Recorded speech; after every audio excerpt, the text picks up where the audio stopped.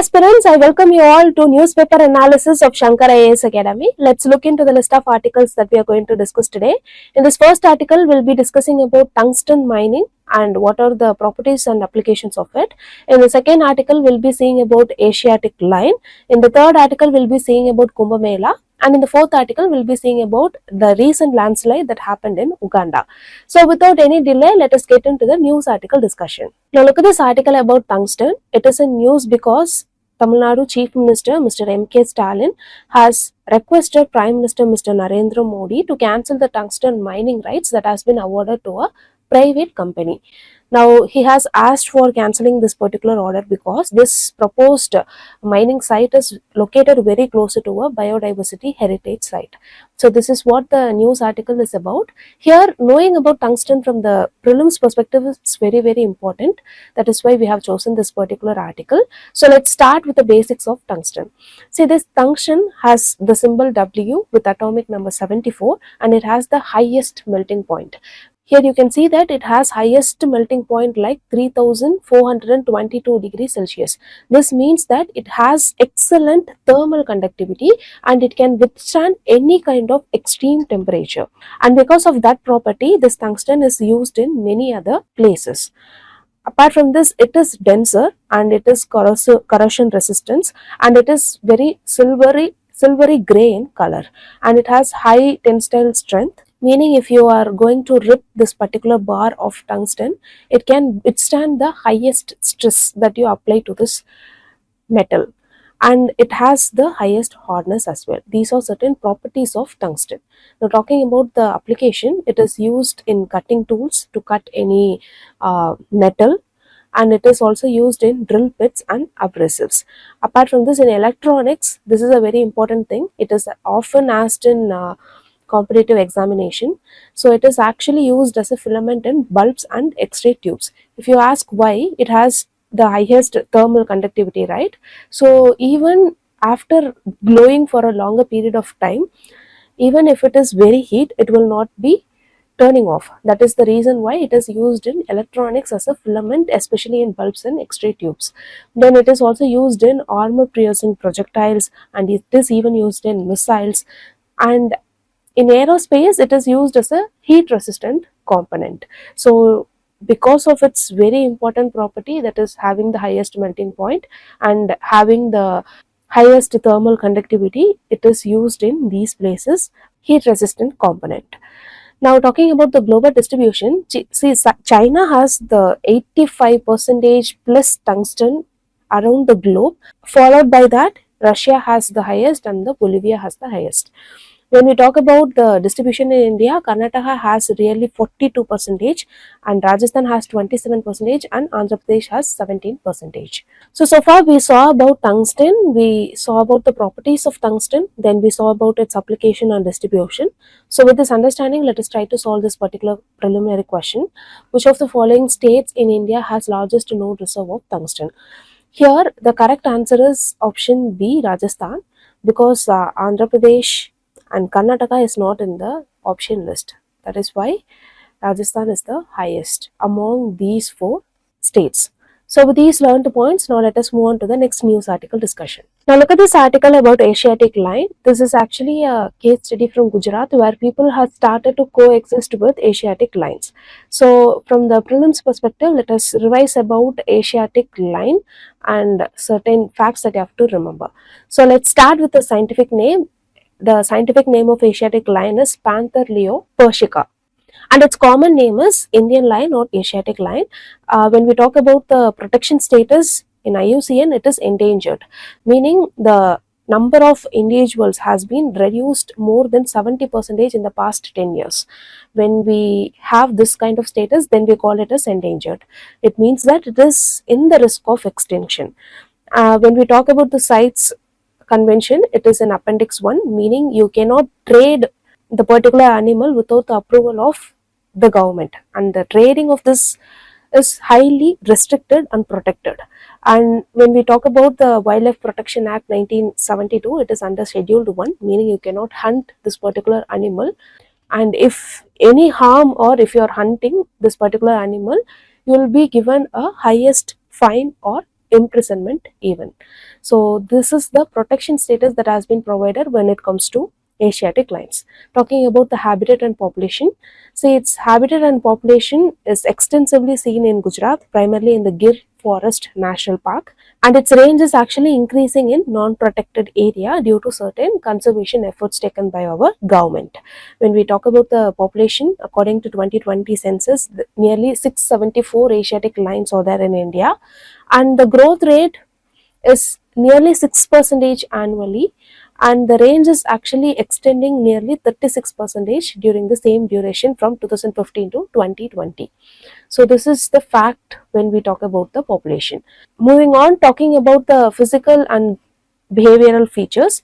See, when we talk about their physical traits, they have smaller mane compared to the African lions. For those who don't know, the shorter hairs around the head of the lion, that we call it as mane. When we compare it with the African mane, we have smaller or the shorter mane when it comes to Indian lion or Asiatic lion. And there is a pronounced belly fold. This belly fold, here you can see that belly fold, right? It is actually a unique feature of Asiatic lions, and it is not seen in the African lions. When we talk about the behavior, they are social animals and they live in pride, and their diet includes deer, antelope, wild boar, and carrion. Now, talking about the conservation history, see, there are several threats like habitat loss due to human encroachment, and there is also poaching and hunting practices. This hunting practices was very high during the colonial era, but after independence it has been very restricted. And there is also a genetic bottleneck that has increased the vulnerability to diseases. This genetic bottleneck actually happens when there is a high inbreeding. So what is this inbreeding? The pride and the members will be breeding within a particular group. Now this leads to a lot of side effects like birth defects, and there can be very low immunity, and there can be a lot of recessive character being replicated in the offsprings. So this means that the younger one that has been produced will not be more healthy. So this is what when we talk about the genetic bottleneck, and the genetic diversity will also be suppressed because there is no proper connectivity between two different corridors, and the present population is also being hunted, or it has been their habitat has been actually broken down due to encroachment. So due to these threats, the actual population or the genetic bottleneck is there when it comes to Asiatic lions. And when we talk about the recovery effects, the Gir has been declared as a sanctuary in 1965. Later in 1975, it has been declared as a national park. So after this, there has been a profound conservation efforts that has been taken, and there is intense protection as well as monitoring. So when we talk about the key issues, as I said earlier, the genetic bottleneck is there. There is risk of inbreeding due to limited range, and there is also human-wildlife conflict. There is livestock depredation and occasional attack on human as well. And there is disease breakout.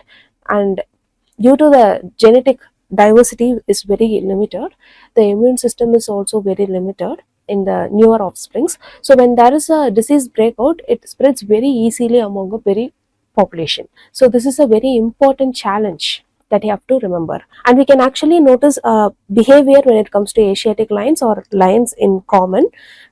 When a lion or a male lion, when it reaches nearly 3.5 years, it get a maturity, and it just goes out of its pride and it goes to lead a new pride. So this is actually a behavior. This behavior should be protected to actually resolve this genetic bottleneck, that is the inbreeding struggle. So for that we have to connect the corridors so that the genetic diversity will be protected, and even the immune system will be boosted, leading to increased number of the population of this particular species. So these are all very important facts that you have to remember when it comes to Asiatic lions. We saw about its characteristics, then we saw about the challenges, then we saw about the threats, and the conservation measures. Now, with this understanding, let us try to solve this particular question. The correct answer for this particular question is option A, 1 only.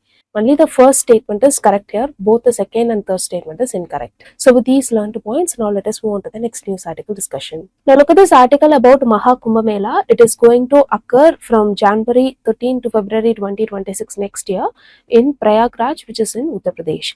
Now currently it is in news because our Indian Railways is actually going to run nearly 1300 trains for Mahakumbh Mela. That is why it has made news.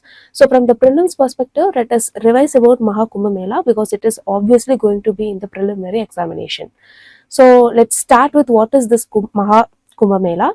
So it is actually a largest religious gathering in the world where people actually gather, have spiritual connection, and they actually take a dip in the holy water. So it happens every 12 years, but in between every 4 years, the ritual will be taking place in different places like Haridwar, Ujjain and Nasik. And in the 12th year, Prayagraj is the place where the Mahakumbh Mela will be happening. So remember this, the Mahakumbh Mela, there is a 12-year cycle. This 12-year cycle is actually linked to Jupiter. Jupiter will take 4,333 Earth days to just revolve around the sun. So while completion of this 12 years, we'll be celebrating the Mahakumbh Mela, which happen every 12 years. But this 12-year cycle is break down into 4 years into 3 cycle, in which 3 different places, like I said, like Haridwar, Ujjain and Nasik. Here in this map you can see it clear. In Haridwar, people will be taking bath in Ganges. Then in the Prayagraj, Ganges, Yamuna and Saraswati, they called as Tri Sangamam, right? So here they will be having the spiritual bath. And when it comes to Nashik, Godavari, and in Ujjain, Shipri. Remember all these rivers, it is very, very important from the prelims perspective. So for every 4 years, in 3 different places, this particular ritual will be taking place. And this spiritual bath is very important because it is seen as a tool or a vehicle for attaining this moksha or being liberating from the next birth cycle. And another fact that you have to remember is this Mahakumbh Mela or the Kumbh Mela festival is actually an intangible cultural heritage of humanity recognized by UNESCO. So in order to carry out this festival in a very peaceful manner, government has to take a lot of steps. For example, government has to make sure the crowd management. So when there is crowd, we have to also focus on the health and sanitation. Proper public toilets should be placed in the place with respect to the crowd that is going to be attending this particular ritual. And again, transportation must be a very important thing that has to be arranged. Even the shortest transportation, it should also be managed. Apart from this, emergency preparedness, including the NDRF team, will be allocated in their area. Then the medical team and evacuation plan will also be implemented. And finally, there is a particular app called Kumbh app that will be developed sooner for this particular Mahakumbh Mela. And in this particular app, there will be informations regarding where the medical camps is set up, where the toilets is placed, and how we can get AC transportation. So those kinds of even the rituals that is taking place, in what time what ritual will be taking place. So those kinds of informations will be loaded in this particular Kumbh app. So these are all certain important facts that you have to remember when we talk about Kumbh Mela from the prelims perspective. Now let us try to solve this particular question. Here the correct answer for the question is option B, 2 only. Only 2 pairs are correctly matched and 1 pair is not correctly matched. So with these learned points, now let us move on to the next news article discussion. Now look at this article about landslides in Uganda. Here discussing about landslides from the prelims perspective is very important, and we have to be very concerned about this unfortunate incident where a lot of people has been buried in the mud and led to lot of property damage as well. So let's start with the basics of what is this landslides. So landslide is the movement of rock, soil or debris down a slope due to gravity. So here each word is very important. It is like movement of rock, soil or even the debris due to gravity and not any other external factors. So it occurs when the stability of the slope is compromised either by natural process or by human activities. So what are all the natural causes? It includes heavy rain, earthquake, volcanic activity, soil erosion that happens due to heavy rain, and it can even happen due to wind and weathering of rocks that happens inside the soil, and even the snow melt or glacial movement. So all these based on the place where it happens. So when we talk about Uganda, it is actually tectonically active in nature. So it might happen due to any volcanic activity or a earthquake. Now talking about human induced factors, it includes deforestation. So when there is deforestation, the soil will not be binded by roots. So it will be fragile in nature, leading to loose soil, and eventually, when a small impact happens, it leads to a greater impact like landslides. Second thing is construction and mining, especially the construction of hydroelectric power plants and the construction of dam, and even mining can cause this particular landslide. Then poor land management. See, in certain places like even Joshimath, there is a practice where deep drainage system is actually taking place. So there is actually poor land management and construction management, which has led to this land subsidence, eventually landslides. So we have to take care of that as well. And there is also waste mismanagement, where the waste is actually disposed very untreated, leading to very loose soil. And the climate change has actually increased the intensity and the frequency of rainfall, and these are all very important human induced causes for a landslide. Now talking about the measures that can be taken when it comes to landslides, here we are sticking to India. So the National Landslide Sustainability Mapping, in short called as NLSM. So this particular NLSM provides map for landslide prone areas across India, and it also assesses their sustainability. So it is actually implemented by the Geological Survey of India. Remember this fact, very important. You can use it in your mains as well. And there is certain National Disaster Management Authority NDMA guidelines. So they have developed a comprehensive protocol which includes from identifying the particular incident to happen to evacuation and safely protecting the people and the property. And there is also landslide monitoring and early warning system that has been induced by or implemented by GSI in collaboration with Indian Space Research Organization, that is ISRO. And for the northeastern region, there is a specific plan called the Northeastern Region Mitigation Project, where slope stabilization and the drainage management and bioengineering techniques has been implemented in order to prevent the landslides in the future era. And there are also projects that has been taken place in Western Ghats, Himalayan region, and even Nilgiris. So with this we call it as regional landslide mitigation projects. We can encourage this. And finally, the capacity building and training programs. Here we have to spread a lot of awareness about the particular incident and what has to be done when a particular incident happens, and we have to just disseminate the information how a particular incident happens. So this can also prevent people from get damaged. So it is actually implemented by NDMA, GSI, and Ministry of Environment, Forest and Climate Change, in short called as MOEFCC. So remember all these facts, very important from the prelims perspective. Now with this, let us try to solve this particular preliminary practice question. Here 4 incidents are given and you have to result which of the above is or a result of earthquake. So here the correct answer for the question is option D, all the above. So all can lead to or result in a destruction due to a result of earthquake. So with this we came to the end of the news article discussion. If you like the video, hit like, do comment, and don't forget to subscribe to Shankar IAS Academy YouTube channel. Now thank you so much for listening.